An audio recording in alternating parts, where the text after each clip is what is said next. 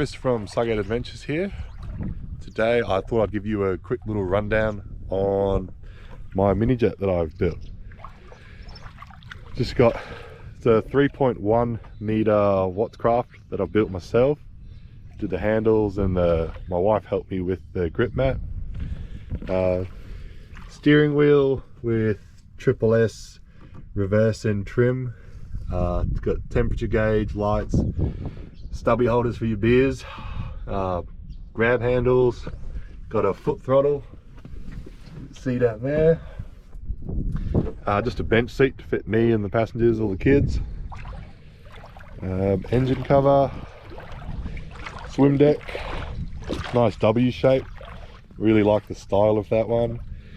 Running the Triple S reverse bucket and Triple S steering nozzle. It's a 155 Yamaha pump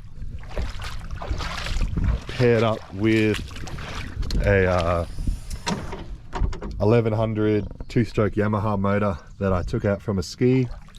Just running the standard fuel tank, running a Rolco sand trap, and just got to make some storage for it. Got some paddles and sound deadening all through it, and that's about it. It's got 6mm hull with 12mm plastic underneath, which seems to ride the rocks pretty well when we hit them and jump trees. We are running the ASP intake and steel grill, the 1100 two-stroke Yamaha engine from a jet ski that I had for years, that I started all this. I rebuilt that probably 2 years ago. A few extra horses than normal, but she goes well. This is all Queensland registered and certified with builder's plate.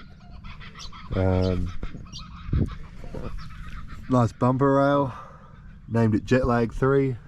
I've also got Jetlag 4 at home. But good day, good boats and good times. Yeah, home built myself, seems to go well.